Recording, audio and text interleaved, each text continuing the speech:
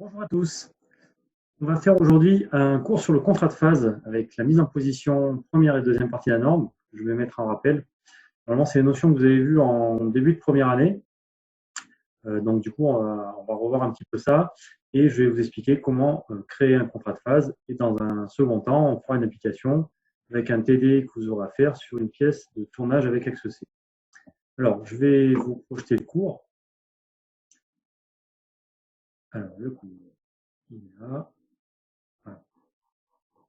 Donc, le cours que vous avez donc à disposition sur les différents supports.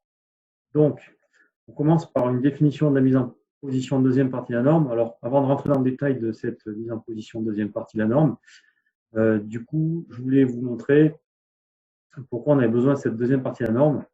Si je reprends par exemple un contrat de phase de tournage, vous voyez que sur le contrat de phase de tournage, on a bien la mise en position de deuxième partie de la norme ici. Et sur un deuxième exemple de fraisage, par exemple, là, vous avez la mise en position de deuxième partie de la norme. Alors, pourquoi on a besoin de la mise en position de deuxième partie de la norme? Parce qu'elle va donner une indication à l'utilisateur, à l'opérateur qui va utiliser le document sur la mise en position et le maintien en position. Parce que la mise en position et le maintien en position est faite dans la deuxième partie de la norme. Alors, on verra tout à l'heure dans le détail comment est composé le contrat de phase. Je reviendrai dessus tout à l'heure. Donc, pour revenir sur la mise en position de deuxième partie de la norme, en fait, c'est une symbolisation normalisée qui va utiliser des flèches, noircies ou non noircies, simple trait ou double trait. Donc, je vous rappelle ce que ça veut dire en fait. Donc, quand vous avez une flèche noircie, c'est ce qu'on appelle de la mise en position. Et quand vous allez avoir une flèche qui est non noircie, qui est comme celle-ci, là, c'est ce qu'on appelle le maintien en position. Donc, vous allez forcément avoir les deux normalement sur un document qui utilise cette normalisation, sauf en tournage où, si vous êtes sur un membrane de tournage, effectivement, on considère que c'est le serrage qui fait office de maintien. Donc, elle n'apparaît pas. Alors, quand vous allez avoir de la mise en position sur une surface brute, donc du coup, on va repérer ça par une flèche noircie et vous aurez deux traits pour définir que c'est une surface brute. Si vous êtes sur une surface de reprise usinée, donc vous allez avoir simplement un seul trait sur votre flèche. Ensuite, une fois que vous avez défini ces deux éléments, il faut définir la surface de contact. Donc, les surfaces de contact, il y en a plusieurs. Les principales utilisées sont le contact ponctuel, bombé, souvent sur des surfaces brutes, les contacts surfaciques, souvent sur des surfaces usinées, et enfin les contacts striés qui peuvent être par exemple des prises de mort dures sur un tour, par exemple. On verra le contrepointe, pointe tournante. Éventuellement, des fois, on a des possibilités d'avoir des V, donc on va les représenter comme ça pour la zone de contact. Et après, c'est des cas particuliers. Alors, la mise en position, quand vous êtes en vue projetée, on va la symboliser par comme en première partie de norme, par un rond quadrillé. Par contre, sur les surfaces de contact type mort d'étau, par exemple, on va vraiment définir la surface de contact qui peut être un rectangle, un carré. C'est vraiment la zone de contact. Ensuite, tout ce qui est centrage en vue de face, en vue projetée, donc ça va ressembler fortement à ce qu'on appelle une origine florale. C'est quasiment le même symbole. Donc, c'est en vue de face, on va représenter ça pour un centreur qui va éliminer 2 degrés de liberté, c'est sous cette forme-là. Et après, quand on va éliminer un seul degré de liberté, on va représenter ça, ce qu'on appelle le locating, avec cette symbolisation. Tout ce qui est maintien en position, donc je me répète, hein, donc ces flèches non noircies et en vue projetée, c'est simplement une croix dans un cercle. Et quand vous avez en vue naturelle sur une flèche classique, vous allez bien avoir une flèche non noircie. Alors dans le cours, vous avez des exemples d'appui utilisés assez souvent en mise en position noircie ici et en maintien en position, flèche blanche à droite. Donc appui fixe assez utilisé, centrage aussi, le serrage aussi, serrage concentrique, les appuis en système de réglage irréversible et réversible. Voilà, donc on va faire un exemple pour bien que vous compreniez le contexte de la mise en position. Et ensuite, un peu plus détaillé, ici, vous avez des exemples de mise en position avec les degrés de liberté éliminés à chaque fois. Donc, appui fixe, surface usinée, contact surfacique. Ici, on est sur un contact bombé avec une surface usinée, un seul trait. Après, un des éléments qu'on va utiliser souvent, c'est en tournage, par exemple, c'est les mordures. Et ben, c'est symbolisé par des morts striées, flèches double trait, serrage concentrique. Voilà. Là, je vous laisserai lire et parcourir le cours pour bien que vous compreniez les différents symboles. Alors, pour mettre ça en application, dans les documents qu'on vous donnera, je vais projeter. Du coup, on va récupérer ça. J'ai fait une synthèse en fait sur un document qui récapitule un petit peu les principales mises en position qu'on va retrouver sur les pièces simples. Donc ici, vous avez une pièce de tournage toute simple avec un gros diamètre et une petite épaisseur. Également ici, alors on a le même type de pièce, par contre, on n'a pas le même type de maintien en position et de mise en position sur le tour. Là, on est sur du mordure et là, on va être sur du mordu. Donc, ça change un petit peu la donne. Donc, je vais définir ça après.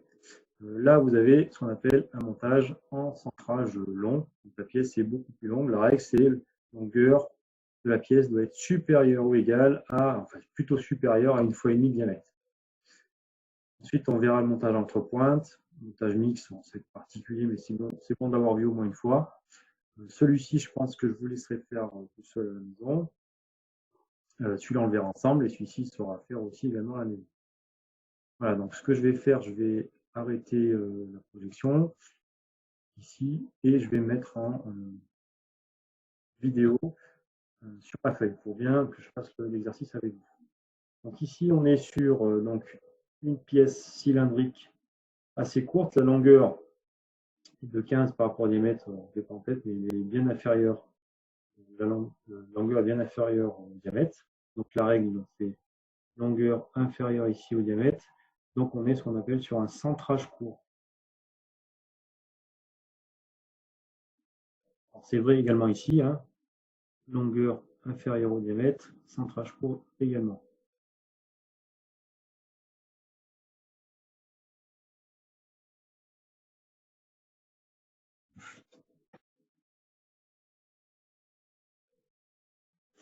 Alors ici, ben, la longueur est bien supérieure à 1,5 fois diamètre. Longueur supérieure à 1,5 fois diamètre. Donc on parle ici de centrage long.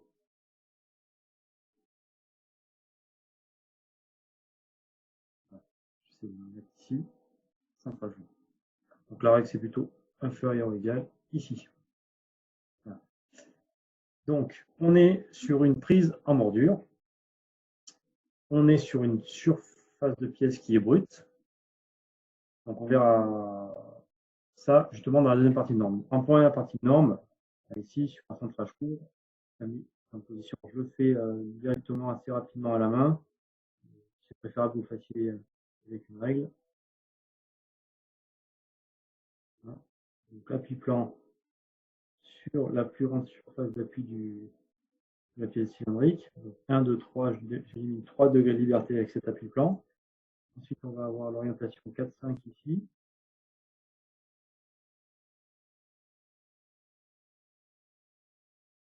Et 6, c'est le serrage. Voilà. Sachant qu'en usine, devant. Hein. Ici.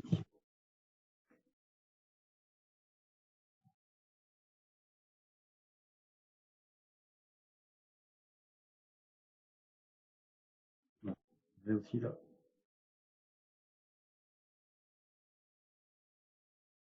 Voilà. Alors, pour faire la mise en position deuxième partie de norme, donc il faut savoir un petit peu quel type de montage on va avoir derrière. Donc ici, on sait qu'on a une surface brute et que l'on a un mandrin mordure strié. Donc, pour représenter l'appui plan derrière, on va le définir de cette façon. Donc ici, on peut le définir comme ça. Soit vous avez toute la surface d'appui qui est en appui contre la surface qui est ici. Donc à ce moment-là, on met une grande touche plate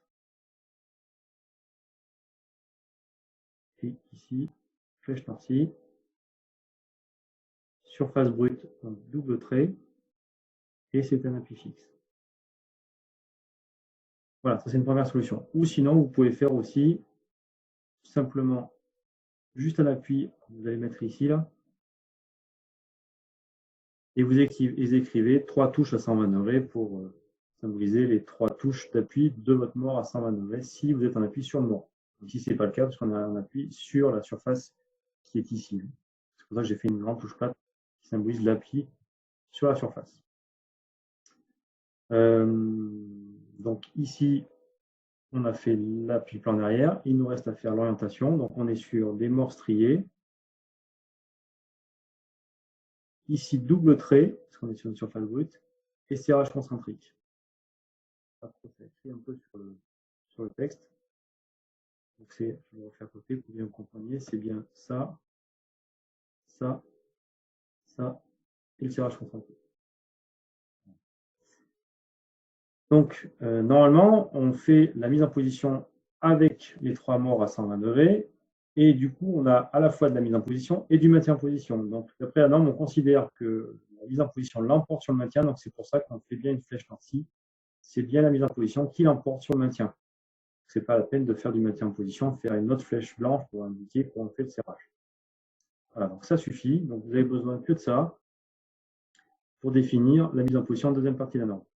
Alors, autant sur la mise en position première partie de la norme, si vous avez notre vue, il faut faire les flèches sur toutes les vues avec les repères de flèches en correspondance. Sur la deuxième partie de la norme, si on comprend bien sur une vue ce que vous vouliez faire, ce n'est pas la peine d'aller faire sur les autres. Une vue suffit pour la mise en position, deuxième partie de la norme, si on comprend tout sur cette vue-là. Alors, on va le faire sur le centrage court. Donc là, je ne veux pas le refaire, hein, c'est la même mise en position, c'est pour ça que je vais mettre idem ici. Par contre, ce qui va changer ici, c'est qu'on est en mort doux sur une surface qui est déjà usinée. Donc là, ça change un petit peu au niveau des symbolisations. Donc on va retrouver la grande touche plate pour l'appui plan derrière. Flèche noircie. Du coup, j'ai une surface usinée, un seul trait. Voilà. Et le mordou, ici, va être représenté par une touche plate. Ici, flèche noircie. Un seul trait, surface usinée, et le serrage concentrique. Voilà. Et c'est tout, on a fini pour cette mise en position. Je laisse prendre notre surface. N'oubliez pas de définir la surface usinée en rouge. Je vais un peu vite, hein, pour pas que la vidéo dure trop longtemps. Voilà. Prenez plus le temps chez vous de le faire. Alors, ici, surface usinée sur votre exercice, on va faire ça, et ça, et éventuellement le coup.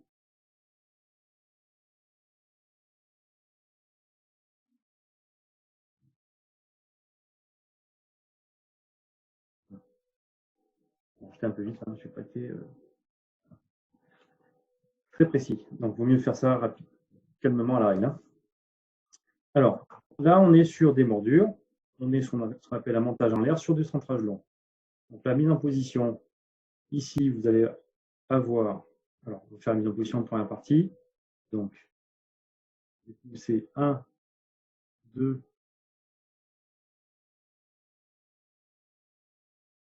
1, 2, 3, 4, ici, et la butée, 5, ici.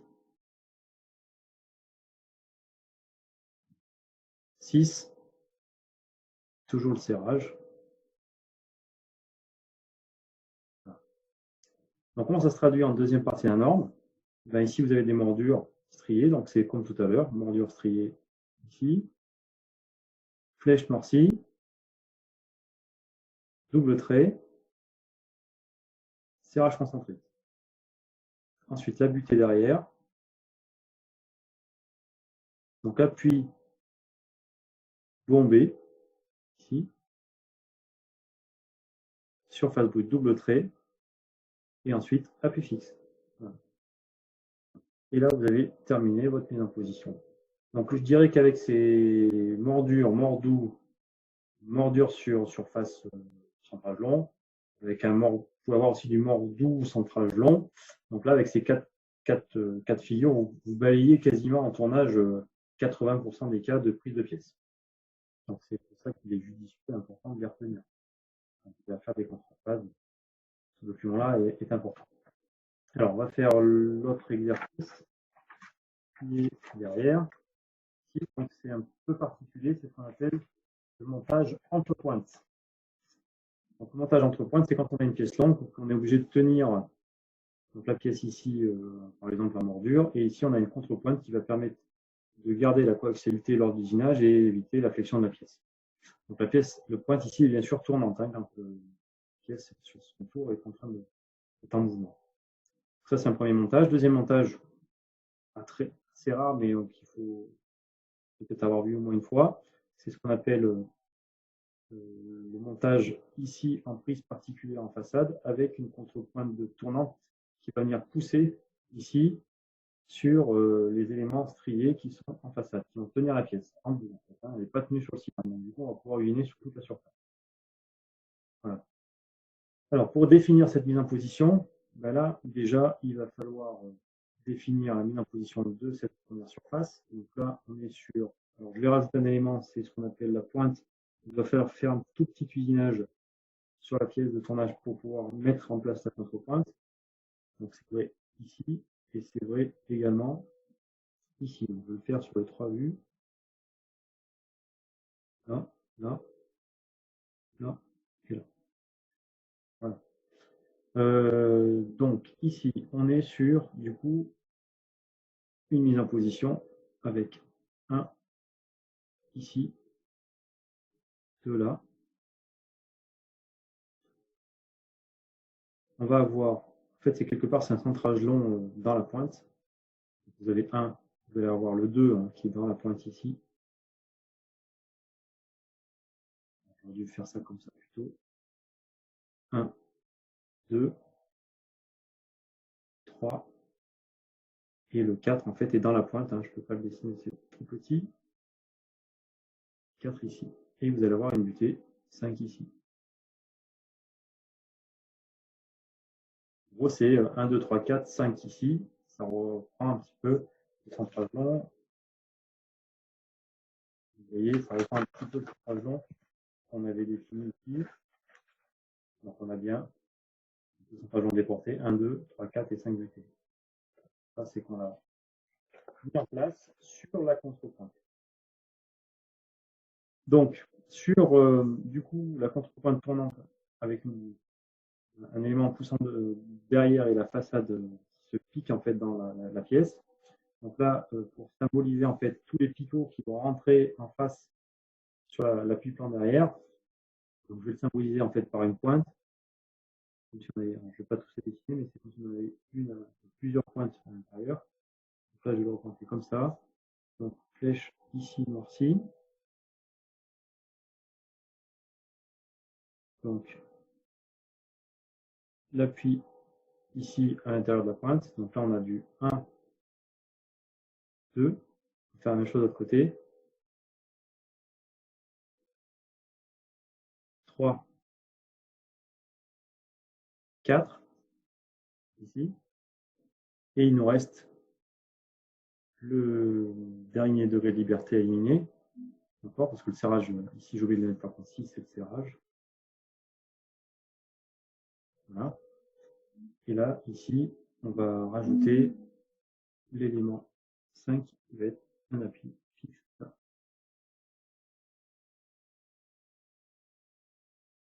5, 6, serrage. Voilà. Donc là, on a le petit degré de liberté pour les deux cas de figure. Alors, en deuxième partie de norme, on est sur du mordure.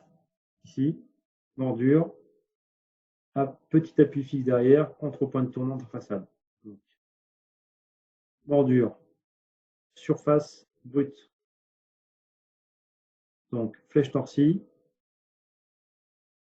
double trait, serrage concentrique. butée derrière, donc c'est un appui ponctuel, flèche noircie, double trait, appui fixe. La contrepointe, on voit dans le cours, elle est définie aussi. On peut la représenter comme ça. Donc c'est une espèce de pointe ici avec un rond ici. Vous faites votre flèche noircie, ça et un V qui représente la contrepointe en façade. Sur les picots sur la prise en façade avec pointe tournante en poussée. Donc là, on est sur plutôt ça. Un grand V, noirci. Donc là, j'ai oublié de préciser par contre, on est bien sur une pièce usinée, ici, déjà qui avait déjà été usinée. C'est pour ça que je vais faire qu'un seul trait ici, fixe. Voilà, on considère que c'est comme des picots qui rentrent dans la pièce, qui sont fixes. Enfin, qui sont fixes sur le montage tournant, bien sûr. Alors, contrepointe tournante en façade. Donc ici, on reprend le V, le rond, la flèche noircie, ici, et le V. Voilà. Là, vous avez les deux montages qu'on appelle mixtes, pointe tournante et pointe tournante avec picot en façade. Je vais faire celui-ci, vous le faire à la maison, mais du coup, il faudra bien que vous ayez un exemple. Du coup, je vais vous le faire également. Donc là, sur cet exemple-là, on a donc une pièce prismatique qui est sur des surfaces usinées. Donc on va considérer que les surfaces d'appui sont usinées. On a un mort fixe ici, un mort mobile ici, un mort fixe ici, et on voit que la pièce est en appui simplement sur une cale ici. Donc on considère plutôt que l'appui-plan va être derrière, et l'orientation ici, et la butée ici. Donc mise en position, donc là on considère par rapport au montage, hein, c'est toujours le montage qui va nous donner l'indication. Donc appui-plan derrière, 1,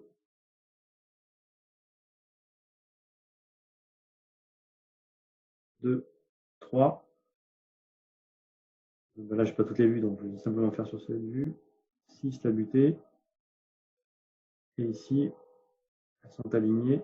C'est les flèches 4 et 5. Donc là, on a 6 degrés de liberté éliminés. Alors, en mise en position, deuxième partie norme. Donc ici, pour symboliser l'appui fixe qui est en appui plan sur toute la surface de la pièce, sur à peu près la moitié, sur toute la hauteur. On va faire ça. Un grand appui ici. Une flèche noircie. Un seul trait fixe. Surface usinée. La cale dessous qui va nous représenter les 4 et 5 que vous voyez là.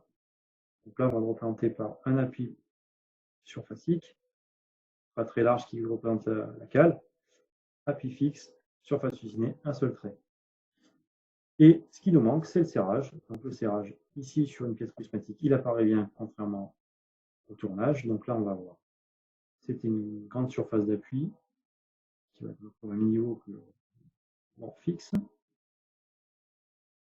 Voilà. Ici, flèche non noircie, surface usinée, un seul trait, et le serrage, c'est le dollar. Voilà. Ce qui nous manque, c'est la butée en façade. Donc ici, elle est symbolisée par une surface ponctuelle. Voilà, c'est un appui plan ici, on peut le faire comme ça. Symbolise l'appui de la butée. Voilà. Alors du coup, j'ai tourné la page. Donc le dernier exercice, du coup, vous aurez essayé de le faire tout seul. Donc je donne quelques précisions. Donc ici, on est sur une pièce usinée, par exemple une pièce, une pièce de fonderie, où on va du coup faire une mise en position pour faire un perçage simplement. Alors, la surface usinée ici, on va considérer que c'est simplement ici. Et sur cette pièce, c'est simplement ça et ça.